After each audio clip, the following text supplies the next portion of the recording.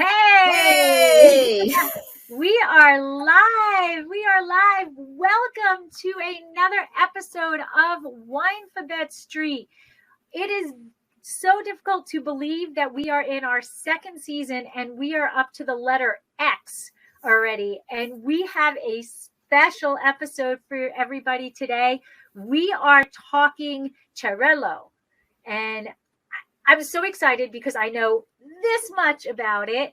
And other than the fact that it's found in Cava, but we are going to talk about the whole range that Xarel-lo can offer people in the glass. And we have two special guests with us, and I'm going to give them a brief second to introduce themselves. So Rick, you want to go first? Sure. Hi, everybody. My name is Rick Fisher. I am the Spanish Programs Director for the Wine Scholar Guild. Okay, and we have Ignasi, who thankfully and graciously is up at 9 o'clock at night to join us. So Ignasi, how about you give a little introduction? Then my name is Ignasi Segui. I am a vine grower and winemaker in the Penedès wine region. That's placed close to Barcelona, in the south of Barcelona, in the middle of the Cava region. And where Xarel-lo is home, right? That is the home of Xarel-lo. Okay. And Deb, how about you? And I'm Debbie Gioquindo. I'm known as the Hudson Valley Wine Goddess. I'm a wine blogger, wine writer. I just lost my train of thought. I'm an author of Tapping the Hudson Valley, and I'm a restaurateur and own a restaurant in North Wildwood, New Jersey called Trio North Wildwood. And I probably forgot something out, but it probably isn't important. And I am your co-host, Lori. My husband and I own Dracaena Wines in Paso Robles, where we specialize in Cabernet Franc. I am also a wine writer under Exploring the Wine Glass, and we are excited to be here. And we're going to get right into the interview and tasting as soon as we hear from Elmo.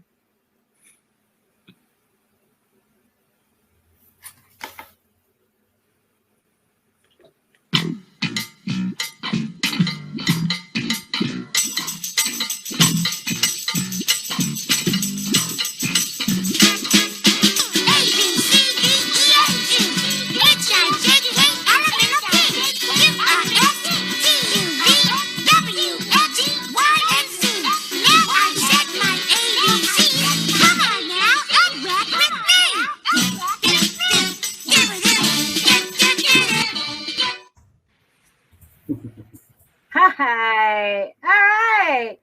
I love that. Thank you. Thank you. We think that both Debbie and I agree that wine should be easy for people to enjoy, lighthearted, no snobbiness, just fun, get down to it. And kind of Elmo kind of has that opinion also. So there we go. All right. Deb, you want to start it off? Sure. I'm Debbie Gioquindo. What am I starting off with? Well, I'll go. I'll lead it. That's fine. Okay, you lead it. So we are here to talk about Xarel-lo. Okay. So the first thing that we usually always ask is just the background, how the person who we're interviewing got into the wine industry. So Rick, if you want to go first and just give us a little background about yourself, how you fell in love with wine, and really, I mean, you are specialized into Spanish wine. So how did that love and background come together? So I'm in my fourth career at this point. And my love for Spanish wine really kind of came about 15 years ago. My grandfather is from Barcelona, and so I am actually part Catalan. And I was writing a blog while I was working as a corporate banker. And so I know I'm throwing all these things out and everybody's going, oh my gosh. But yeah, so I was a banker for 20 years. And about 3.5 years ago, I got the opportunity with the Wine Scholar Guild to create the Spanish Wine Scholar program, the study and certification program. And so I left my banking career and went to work full time in the wine business. And now I can say that I actually am living my dream and passion for Spanish wine continues to grow every day. I get to talk about it and throughout my travels around Spain. And we are grateful for that, because when we started talking about a Spanish grape variety, I knew where to go. I went right to you. And Ignasi, how about you? How did you get into the wine game? Then my family has been working and vine growing on the same place that me from 1405. I'm the 23rd generation vine growing. And we... Whoa. We need to backtrack Amazing. and repeat that. Yes, more than 600 years, my family has been vine growing on the same place, on the same vineyards. And That's incredible. That really is absolutely incredible. and looks like young, but yes, we have a long tradition on vine growing, and I think that in my DNA we have Xarel-lo inside, no? And especially on the region, we fell in love with the passion of our family working there, and this is the reason why I decided to continue the tradition, to work the vineyards and start winemaking, because we start bottling winemaking in 2010, because before my family has been selling the grapes and selling wine, but not bottled. Yeah? They were selling. And from 2010, I arrived to the state, and my father stopped vine growing, and I started vine growing, and I decided to start winemaking with the plots that we have. So do you still sell your grapes as well? We are managing 30 hectares of vineyard, and we are using 12 for us, and we are selling grapes to other wineries yet. Mm-hmm. That is so amazing, because for us to hear a fourth generation is such a big deal. So that is the oldest I've heard of generations that are just involved in the wine world. It is mind-blowing and phenomenal. So I'm honored to have you here and to share your knowledge and experiences with us. And it's pretty amazing. The same plot of land, family, and just the history. You can't get that anywhere. I mean, such rich history. And Rick, thank you so much, because you're the person who made this connection.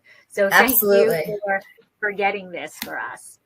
You're welcome. So let's get into Xarel-lo. So first, we want to make sure that everybody knows how to pronounce it, because it is also a unique spelling, right? We see it a couple of different ways. We see it Xarel-lo, Xarl-lo, and then just no dot or hyphen. Right. So what is the correct spelling? What is the correct way to say it? I don't know who wants to answer that one, but Ignasi, since you're the Catalan, why don't you tell everybody the exact pronunciation, and I'll talk about the spelling part of it. Sí. In Spanish is Xarel-lo in Spanish. In Catalan is Xarel-lo. It's quite similar, but finish in O or in U is the big difference between in Catalan and Spanish, but it's the same.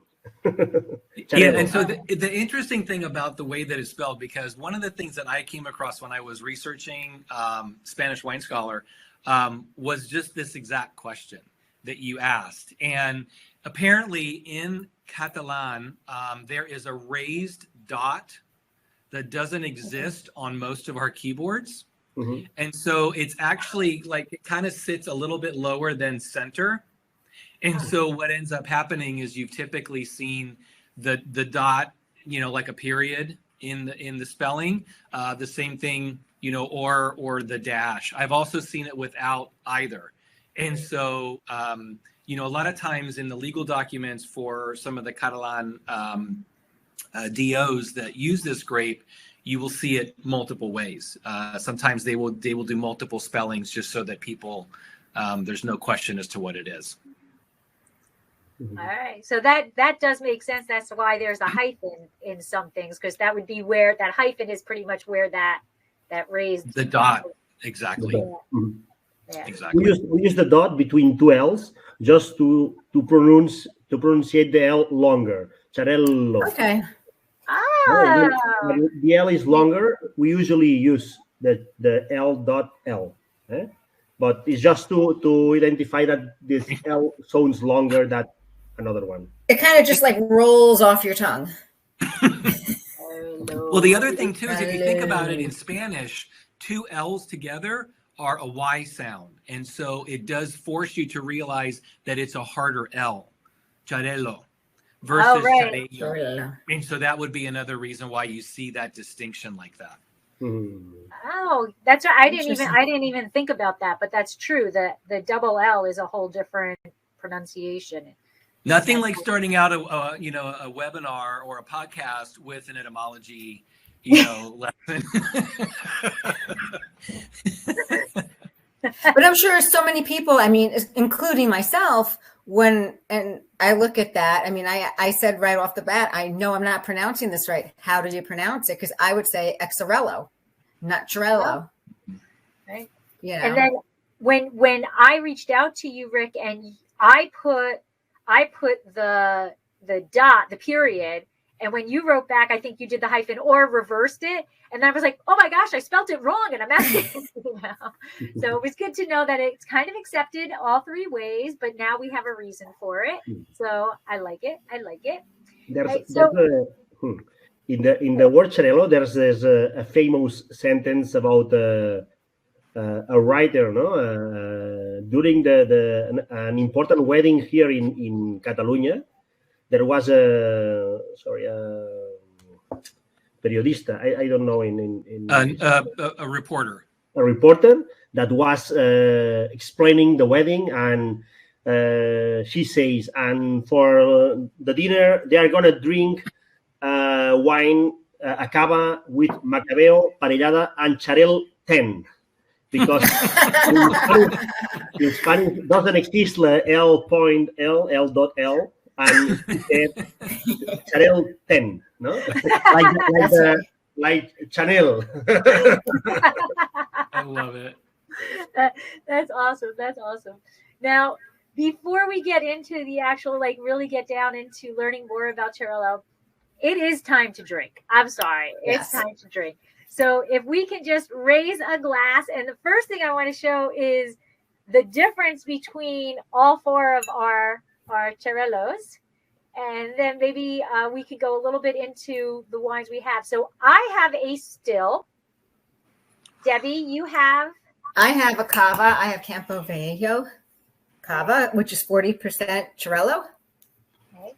And mine is Morania's 2019. Sella Credo, which Ignasi knew what it was, so he can talk more about this wine than I can. But I want to show how light it is, okay? Because now Rick has... I have an orange wine from La Bestia, which is from Alella, which is one of Spain's smallest wine regions. It's just north of Barcelona. And it's in Catalonia, they also call these brisats. Which is the term for orange wine. Mm-hmm. And I have a sweet wine from Vinyes Singulars, my winery. It's a sweet wine of the light harvest, a natural sweet wine. We made the harvest on December of 2019, and it's a sweet wine. Awesome. So let's raise a glass. Cheers. Cheers. Salud. Salud. Enjoy.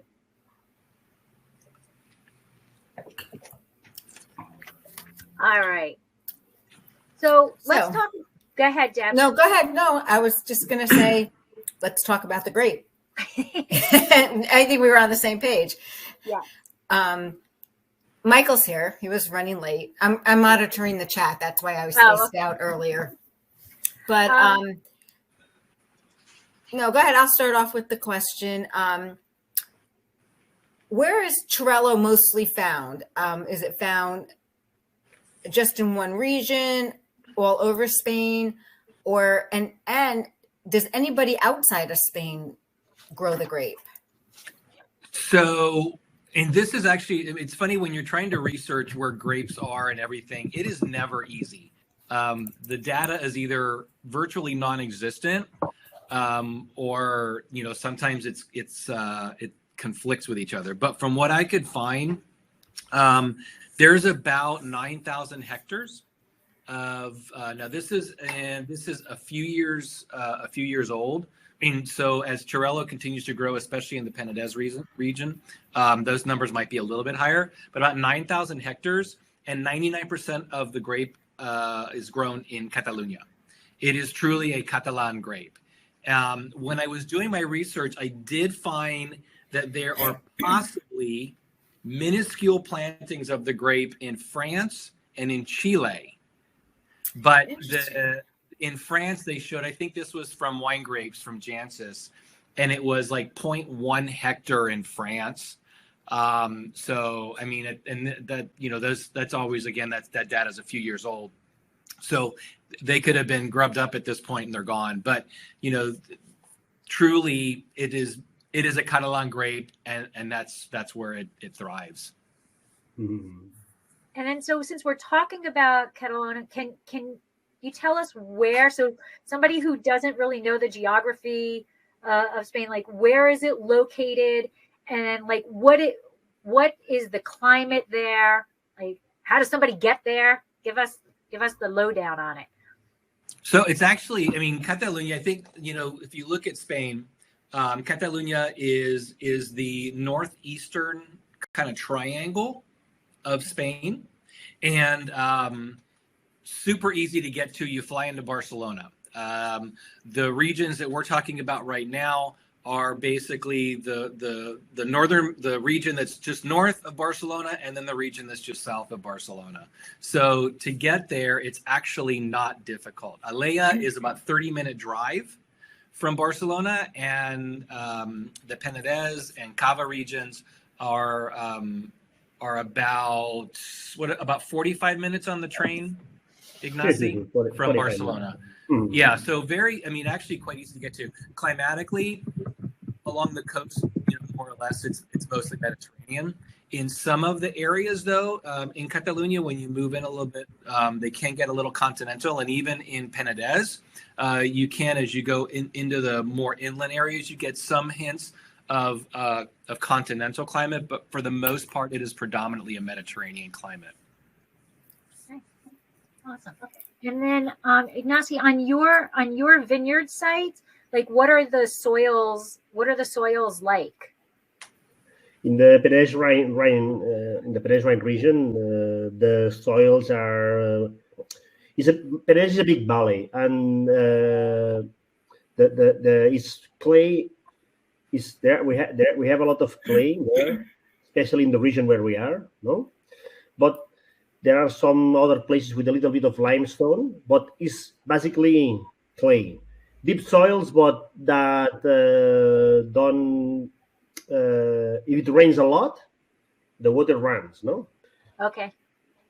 But it's mostly calcareous and clay. Calcaric and clay. Mm-hmm. Okay. Where we are. This is. And that's so if Xarel-lo is the home there in Penedès, then that's really what it likes. That's the soil it grows the best in. That's what it's craving. That type of climate. Yes, well, Penedès, Xarel-lo grows in different parts of Penedès, because Penedès has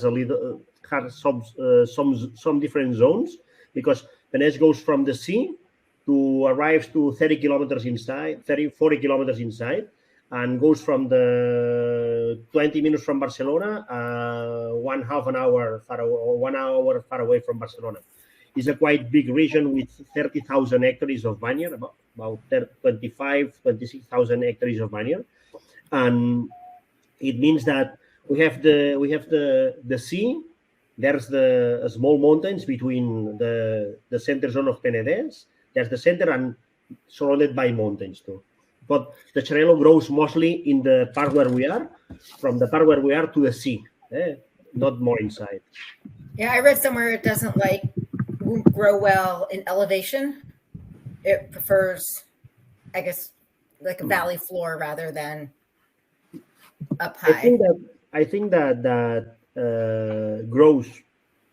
Xarel-lo is a we have no problems growing the Xarel-lo. Okay. It grows everywhere, but the tradition of the region makes that Macabeo is mostly placed in a zone, and Xarel-lo a little bit higher, and Parellada higher than the other ones. No, but I think that's more a tradition that situation that doesn't allow the Xarel-lo grows in a high altitude.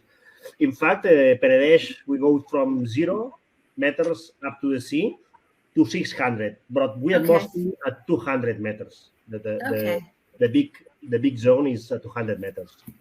Right. Is there any disease pressure that you have to worry about on the vines?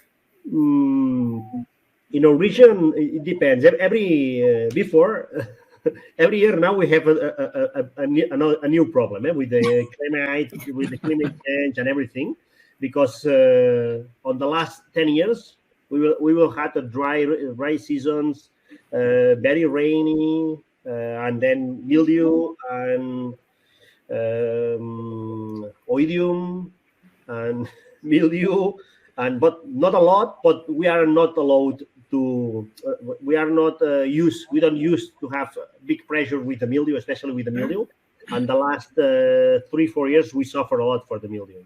Really? But it's quite resistant. No, doesn't give us a lot of problems with the diseases at the moment. So going on the mildew that usually isn't there, but unfortunately is now an issue, are the grape clusters tight? Xarel-lo doesn't suffer a lot the mildew. Last year, yes, 2020, most of the people lost everything, no, because the mildew, because the pressure was very big. But Xarel-lo is a grape that suffers a lot the pressure of mildew. If you compare with Macabeo, if you compare with Malvasia de Sitges, with Fumoy, Xarel-lo is more resistant. It's well adapted to the dry climates too. Is better adapted than other ones, no? Like I told you, like the Macabeo especially. And then is well adapted to the region, at the climate that we have.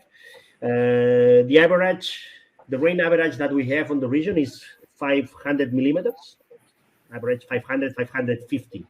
But last year, from October to August, rains just 220 millimeters. And from 15 August to 15 September, rains 250 during the harvest, no? The same in 1 month and during all the year. Wow. And we are discovering how to manage every season, no? I think everybody does, because the weather is so changing and it influences, on when you pick the grapes. Do you pick them early? If there's a storm coming in and you're going to, especially at harvest. So speaking of harvesting the grape, is it like early to bud? Is it late to, when do you typically see the bud on it? And then when do you typically would harvest it? The vegetative cycle of Xarel-lo starts about 20 of April, 20 of April. And the harvest is 4.5 months later. Okay. About. It means that, for example, this year, I think that started growing the leaves, the small leaves, in the 12th of April. And we started the harvest of Xarel-lo for wine, because, as you know, if you do the harvest for cava, you do it earlier. But for wine, we made it about 10 of September. And if you were to make a cava with it, how much earlier, just to show people that it would be picked at? 2 weeks before. 2 weeks? Okay. 2 weeks, 10 days, 2 weeks before for cava.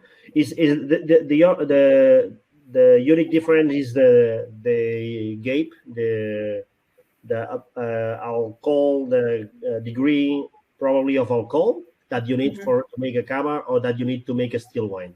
That is the big difference. And depending on the hot, and depending on the rain, or depending on everything, this sugar grows faster or lower in the grape.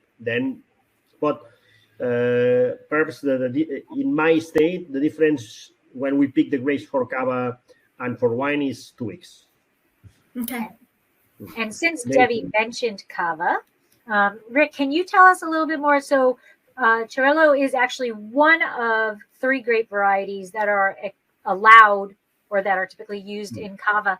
Can you talk about its production in cava and then a little bit about the other grapes and what cava actually is? Yeah, sure. So Xarel-lo is one of the 3 indigenous white grapes that are used in the production of cava. And cava is made the same way that champagne is. It's made in the traditional method with the second fermentation in the bottle.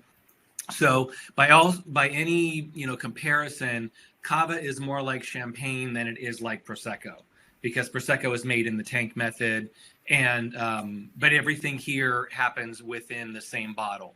And so much like champagne, you have different aging regimes. And for example, cava in particular, very basic cava requires 9 months of aging.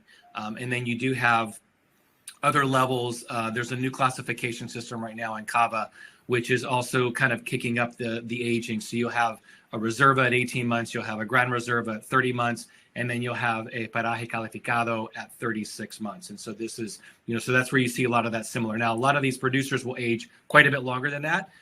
One of the benefits of Xarel-lo and Macabeo both is that they both help promote aging. They're both good age-worthy grapes. And so the other 2 grapes that are in the traditional cava blend, which I don't know, Debbie, if you have all 3 in yours. I do have all 3 in mine. So you have Macabeo, which is the most planted cava grape.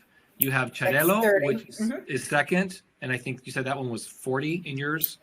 Xarel-lo is 40, and the other 2 are 30. Parellada, which is the least planted of the 3 cava groups. They also are authorized to put Chardonnay in as well as Malvasia, but that one's very, very minor in there. But really, truly, cava is a combination of typically 2 to 3 of those indigenous grapes.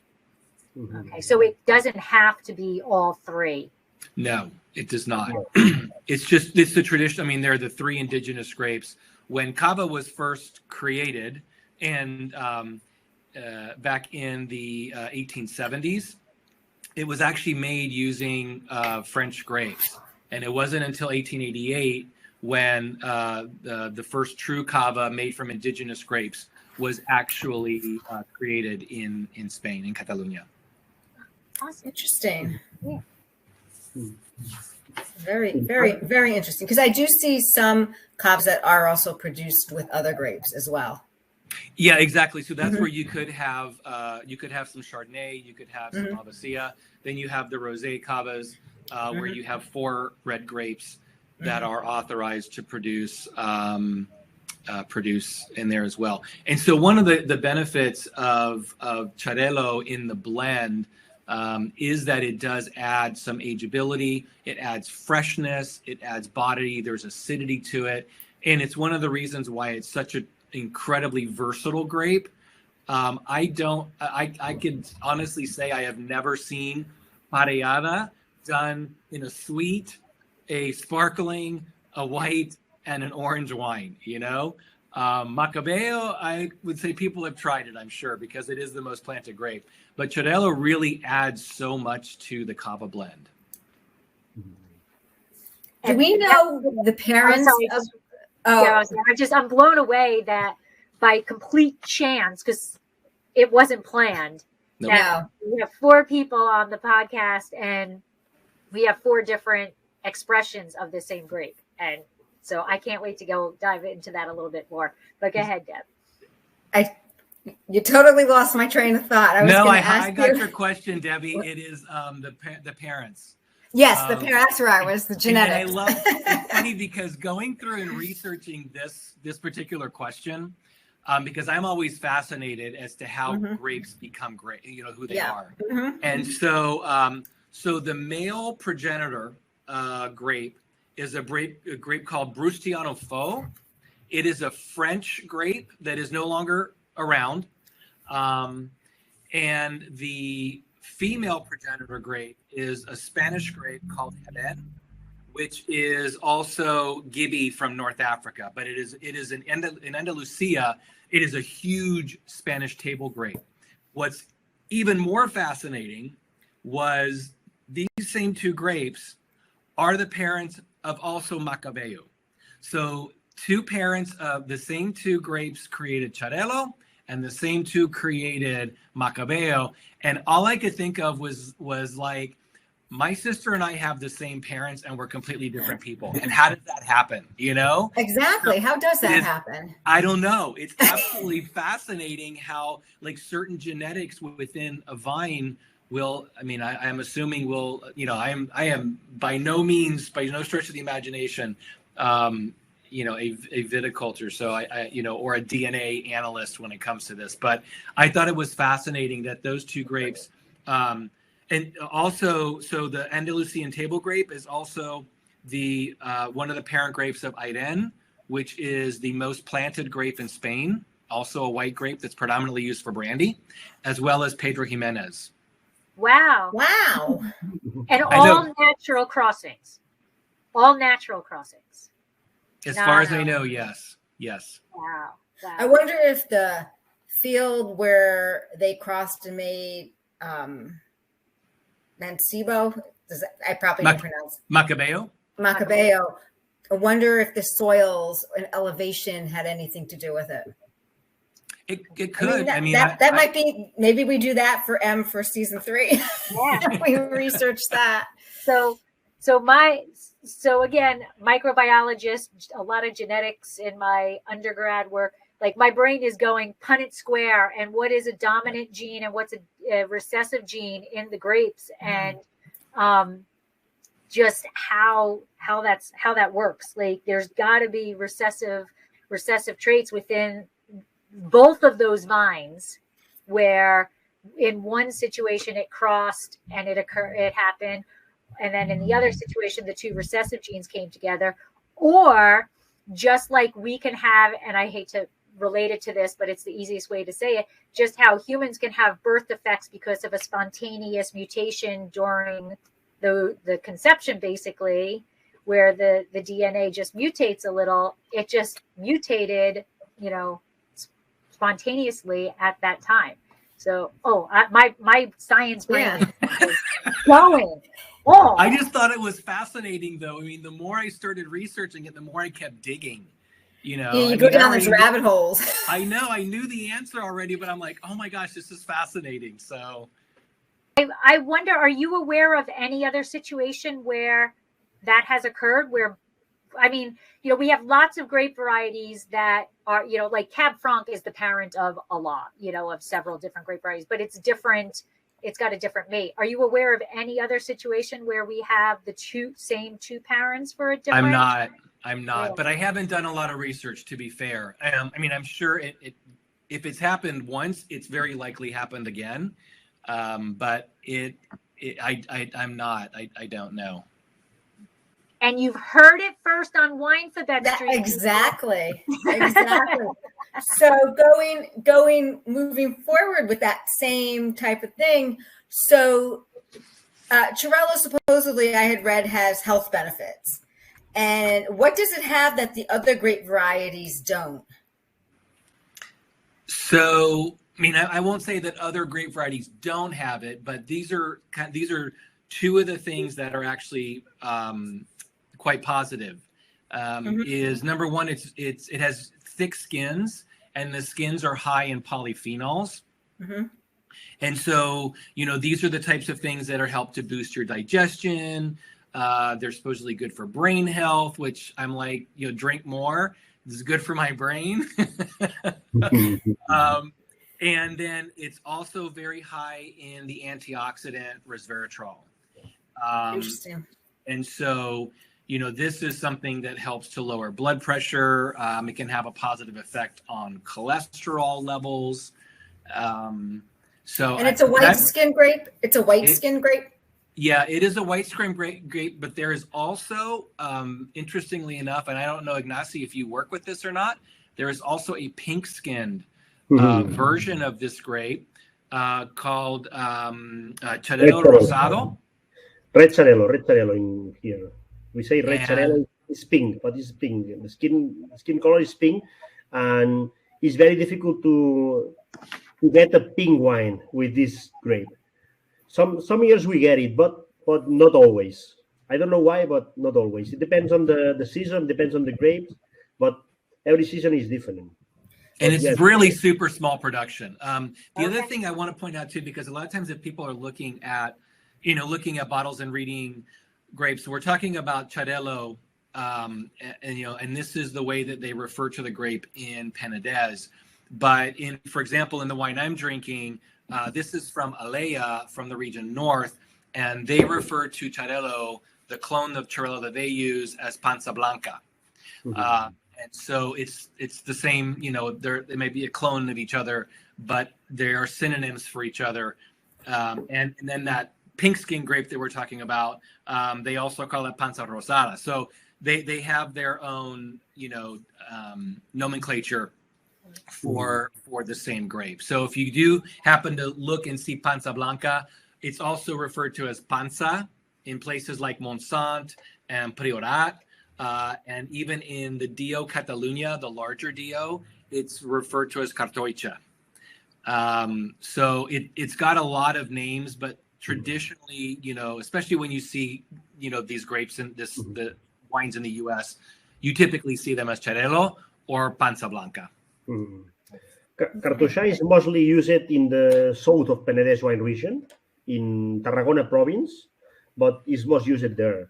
Because in fact, yes, Xarel-lo, you can find Xarel-lo in all the Catalunya, but more than 90% is in the Penedès and all the surroundings of Penedès. In the north of Barcelona, in Alella, there are a little, but just a little, because there are a few vineyards there, not a lot. And there are some like Xarel-lo too in Balearic Islands too. The name is Premsal también. Is as Rick explained it, is a nomenclature name, but it's quite similar. The difference is the climate and the water, and especially the climate. And the soils are also different, especially when you're looking at the Balearic Islands, because the Balearic Islands are predominantly limestone with a subsoil. And on Mallorca, for example, you might have these huge rocks in the western part, and on the eastern part, you have this red clay. So yeah, but to Ignasi's point, I mean, and to be fair, the Balearic Islands, you used to be, kind of Catalan territory at one point in time anyway. So it truly is a grape that's kind of found its way around its own region. Shall we share what Tiffany has mentioned here in the chat about cava grapes? She wrote that Fresnay has a winery in the Querétaro region. Querétaro. Yeah, and they grow cava grapes, so they must grow the three grapes. Interesting. So well, the thing is they can't technically call it cava if it's in Mexico, because cava is a protected DO. But I would be very curious to know, what they're growing there, because these. It's interesting when you see these grapes, because Freixenet, I'm trying to think, there are a couple of Spanish cava producers that actually have wineries in California. And so it's, they're making sparkling wines, in the same method. But right. And Tiffany just confirmed, she's like, yes, they don't call it cava, they just call it sparkling wine. Sparkling wine. So Ignasi, going back to like geeking out a bit, the grapevines, when you're maintaining your vines, like, is Xarel-lo a vigorous grape? Like, do you have to worry about the balance of vegetative versus reproductive? Do you need to do green drop? Or is it kind of an easy to you talked about it, the disease resistance aspect of it, but what about its just growth aspect? What are you looking for to be a healthy vine? See, but we are doing everything you say. You know, the green harvest, with the green pruning. We do everything because I think that's the best way to get the best grape you need to make wine. No, but Xarel-lo doesn't need it. That doesn't need that you take the leaves, because the humidity doesn't affect a lot. The skin is quite resistant to everything, and you don't have a big problem with the diseases. But depending on the way you manage the plots, you can get a quite big production. Not such big as Macabeo. Macabeo is bigger production than the Xarel-lo, but Xarel-lo is quite, depending on the managing you are making. On the conventional farming, you can get Xarel-lo. We don't get a lot because we are working on the regenerative agriculture. You know, regenerative is quite different type of farming, and we are producing 2,000, 3,000 kilos hectare. But our neighbors are producing 12, 15,000 kilos hectare, but we are working in another way. Then I don't know. What I see is that they produce a lot of grape, not me. So that goes to show that it can be a workhorse. And that's probably why we can see it in so many different expressions, is that winemakers, farmers like you who are picking it and choosing the best qualities of it to produce a single variety or the late harvest or something like that. And then I'm guessing, and correct me if I'm wrong, if it's going into a cava or it's going into a larger blend, you're not so necessarily concerned about that excellent quality because it's being blended. Am I on the right track? Wrong track? No. I mean, I would probably say, I mean, there's definitely a lot of truth to that, Lori, for sure. But I think when you start to look at some of the really top producers, that doesn't become as much of a concern. They're more concerned about the quality of every grape that goes in because it's a reflection of the wine that they're producing. But to your point, and like Ignasi said, Macabeo is also a productive grape. So you get, that's why you see a lot of cava that is mass produced.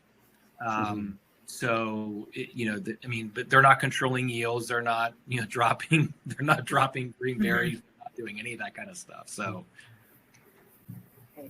now that we have, 4 different types of wine made by this one grape.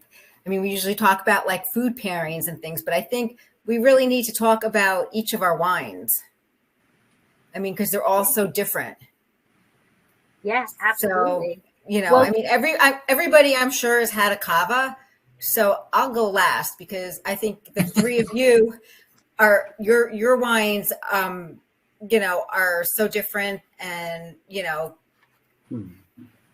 So I'll go first because probably if we're following that concept, Ignasi, I think yours is the most unique because it's the late harvest. And then I think, Rick, yours is more special. Not that this isn't special, but yours is more special because it's an orange wine. So it's a different process. But I have a still wine. And in all honesty, I don't know very much about this. Ignasi, you had recognized the label, so maybe you can talk about the wine itself. I had never had a varietal Xarel-lo, so it's interesting, and I'm kind of a little baffled to describe it because it's multidimensional going on here. The aromas are kind of a stone fruit, but I kind of expected, and then Rick, you alluded to, like, I kind of expected a higher acid wine, but this isn't to me a high acid, and it kind of has a more Riesling concept to me than what I had in my head. And I don't know where I got anything in my head prior to drinking it, but it's more along like there's like I'm almost a petrol to it. And I wasn't expecting that. So either one of you can tell me if I'm out of my mind or if that is typical or it's not usual the petrol flavor to the Xarel-lo is unusual. I'm managing more than 20 plots of Xarel-lo, of 20 plots of different, and every plot is different. I have one. I'm making 8 or 9 different wines with Xarel-lo. Sparklings and still wines, and all are different. This is the reason why I make the 9 different wines, because all are different and the ripeness is different and everything is different. And I have one that the flavor is like a Riesling, like I told you, like petrol, like hydrocarburos. You can smell it, but it's very unusual to find it. I don't know this one because I tasted a long time ago. The first harvest of this wine, I didn't repeat it because I had the possibility to retaste, but it's possible, but it's unusual. It's more like so, and it's also more on the palate. It's more of like a Viognier. It's kind of, it coats the palate more than zings the palate. So what if somebody, maybe Rick, you can talk about this a little bit more. If somebody is purchasing a bottle of single varietal Xarel-lo, what should they be expecting? Like what? I mean, I know Ignasi just said it comes in different types, but like what we can see here in the United States, what should they expect? Yeah, I think the wine that you have, Lori, is probably fairly representative of varietal still, stainless steel produced Xarel-lo. And I mean, Xarel-lo does tend to add, remember we talked about the fact that it adds body to that's kind of those Viognier aspects that you're talking about where it's mouth coating. It also tends to have a little bit of a waxy texture to it as well, but it does, from what I've seen, it tends to be in like the medium plus acid, range. So I think that's, which in my opinion makes it a quite versatile wine for food. I mean, I think about Thanksgiving coming up, and I think that, the 4 wines that we have, you could basically run the entire meal on the Thanksgiving table, which I think is super cool. You can't do that with a lot of wines. Okay. And so, I mean, because yours is kind of that, obviously you start with Deb's Cava, and then you go into the first courses and you're drinking the one that Lori's drinking, and then the Brisat for more of the turkey and the, those types of things. So it's one of the things I love about this grape is that it's so incredibly versatile. It is. I'm blown away. It is. So Rick, why don't you talk about your wine itself? Yeah, sure. So again, I mean, color wise, I'm just, it's fascinating when you pour this. So this is Panza Blanca from Alea. And this was the La Bestia from Alea, from Oriol Artigas. And so this is 12 days on the skins, which is quite lengthy for a white wine, and then 10 months on the lees. And so bottled, unfined, unfiltered, the whole thing. So it is like truly Brisat, orange wine, natural wine, whatever you want to call them. And so the very first moment that I first opened the bottle and I put my nose in the glass, I got like this apple cider, kind of a note. And then what's ended up happening is it just keeps, evolving. And so it's got really neat saline notes. It's got some stone fruit. There's definitely some lemon, a little bit of like herbal, kind of like garrigue a little bit. And it's really, truly, and it's not for everybody. And I will always admit that orange wines, are always, they take a little time for most people to actually kind of get into, because the first time you taste tannin on a white wine, it always kind of blows your mind a little bit, but for this one here, the tannins are still quite, I would call them medium minus. they're not, I mean, it's definitely just more of that textural complexity that you get with this particular wine versus having, you know, a white, you know, an orange wine that has really, you know, massive tannin. Like, I mean, some of the wines that I've had from Georgia, you know, I still find it hard sometimes to kind of get through some of those wines, but this one is just absolutely spectacular. It's a beautiful expression of this grape in a very different way. And now I'm so excited, Ignasi, to hear about your wine. But can you give us a little bit more background on, since you've been making wine, a little bit more about your winery and how is it available in the United States? Because if it is, we want to be able to get our hands on it. And then tell us about your wine. Okay, then as I told you, my winery is very small winery. We are just producing between 35 and 40,000 bottles per year, and it's placed in the middle of the Peninsular region in our family house in the countryside, and has just 70 square meters. It's very, very small, and we make there 33 different wines.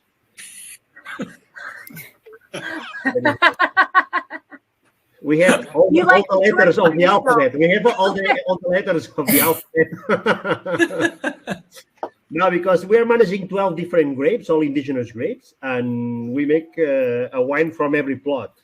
And we make a sparkling spetnat, you know, just one fermentation ancestral method, and still wines, white, rosés, claretes, whites macerated with red skins, and too much things.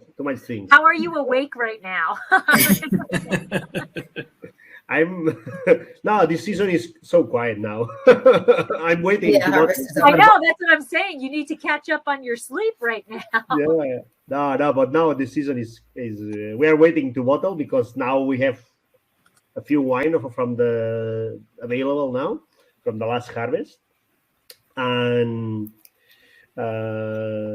well, we do what we feel, what we love, and we enjoy doing it. And we make a lot of wines because once a time an old man asked me, okay, how old are you? I was 40, and now I'm 45. No, I was 40, and he told me, okay, then if you are 40, if you are a farmer, you can be working, you can be retired at 70, not more, because you will be totally broken. And he said me, you just have 30 opportunities on your life to make wine, because you have one opportunity per year. And then I recommend you that make as much wines as you want every year, because if not, you are losing a complete wine, and an opportunity to make it. And this is the reason why we decided to make what we feel. We make a lot of wines. We make field blend wines too, because all the plots that we are planting now are mixed vines. And we pick the grapes all together, and we make the wine. The coupage is a grape coupage that comes from the vineyard, and we make. That was great advice. We work in clay amphoras. We work in chestnut barrels, inox, in demijohns. We work. Wow. Different style. Chestnut barrels. That's awesome. Different style. Yeah, chestnut. We just work with chestnut, big chestnut barrels from 500 to 1,000 liters. Wow. That was great advice that man gave you. That was really great advice. Don't miss out. So tell us about what you have in your glass. Okay, what we have in our glass is a wine that we just made once a time on 2019. I think that we won't repeat never, because it's very difficult to make it, and because in the region where we are, it's very difficult to make a wine on this way, because usually after the harvest starts raining a lot, and it's not possible to keep the grapes on the plant and get the dry grapes and a little bit of botrytis. No, usually it's acid botrytis if you left the grapes in the vine, and you can use it. And it's a natural sweet wine. We picked the grapes between November and December of 2019. In every 2 weeks, we went to the vineyard and picked some grapes, and we finish the harvest on 23rd of December. Wow. It's just 9.5 alcohol degrees, 220 grams of sugar that comes from the grape. Is sugar not fermented, and is fermented in inox, and then is aged in a demi-joans of 54 liters. And we bottle when we have an order. We bottle one demi-joan, 100 bottles, and when it's finished, we bottle the other one. And it means that now we just bottled 3, and we have 5 more. It means that we will have wine for for a long time yet. That's actually brilliant to not bottle the whole thing. When it's a late harvest, it can it can sit there and not really you don't need to bottle everything at the same time. That's actually brilliant. All at once, yeah. So do you just sell this particular wine out of your winery? See, I drink a lot of this wine. Oh, so it's for yourself. we got this now. So if you're out of your stock, you bottle more. We got it. I try to sell some bottles.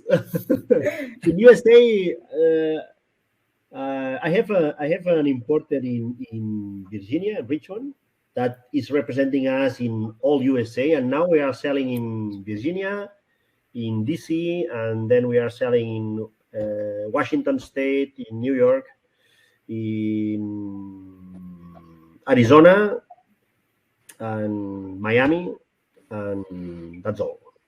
And I think that we sent 24 bottles of this wine to USA. Then good luck. if you wanna find one.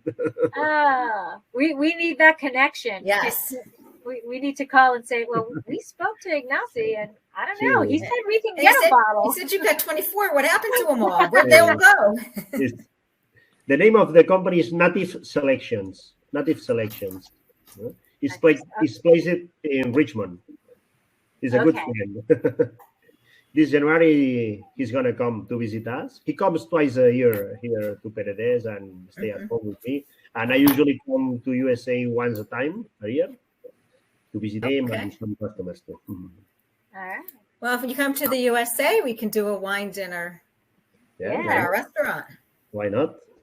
Yeah, for sure. Absolutely. I love traveling. I love discover new places, meet new people, and for me it's something good.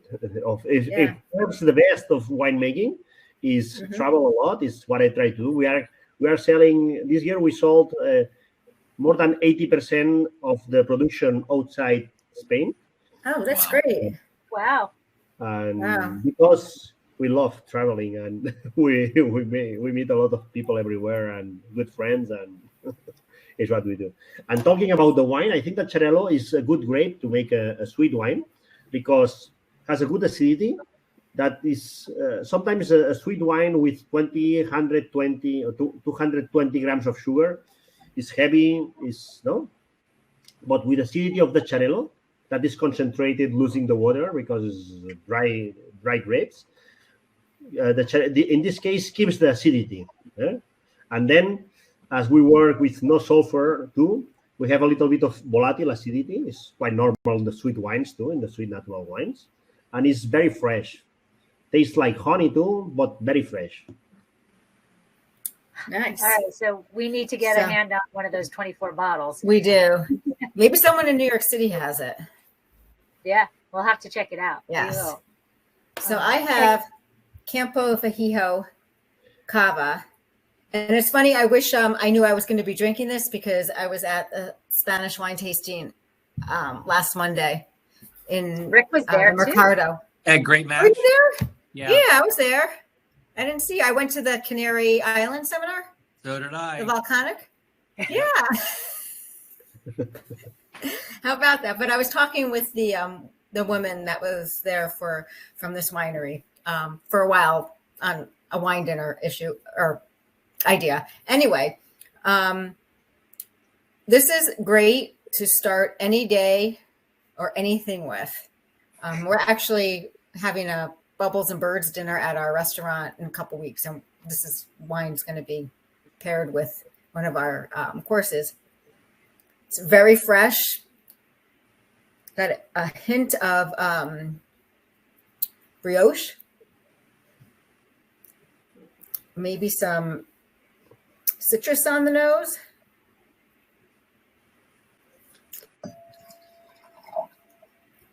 It is really lovely. And I have to say, as I've been tasting this during the different stages that we've been on this webinar, I've gotten different flavors.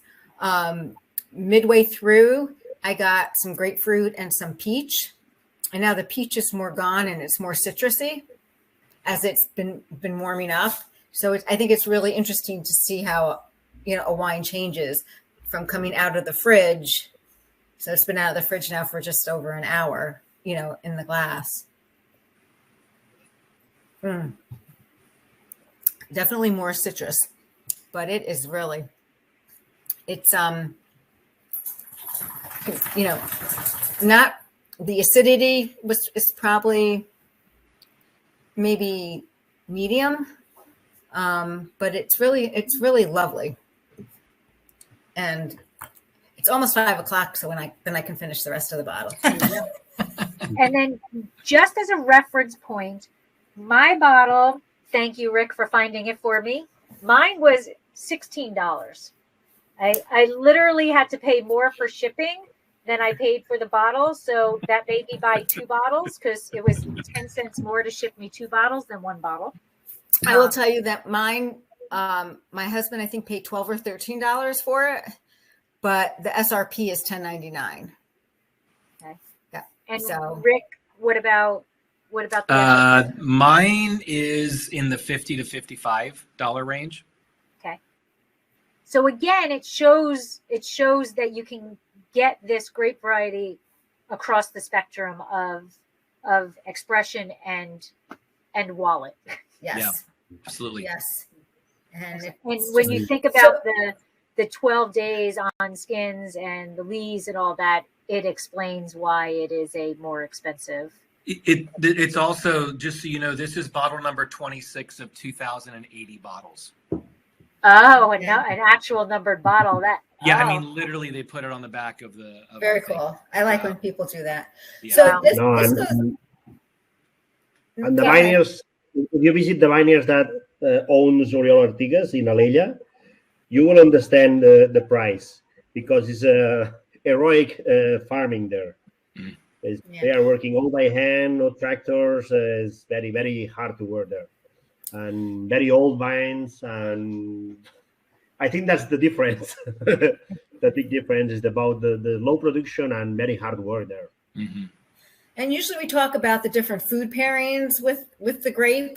But since this grape is produced in here 4 different ways, I mean, we have tons of food that this can be paired with, anywhere from the beginning of the meal to the end of the meal to dessert. I mean, the sweeter wine would be great with an apple pie.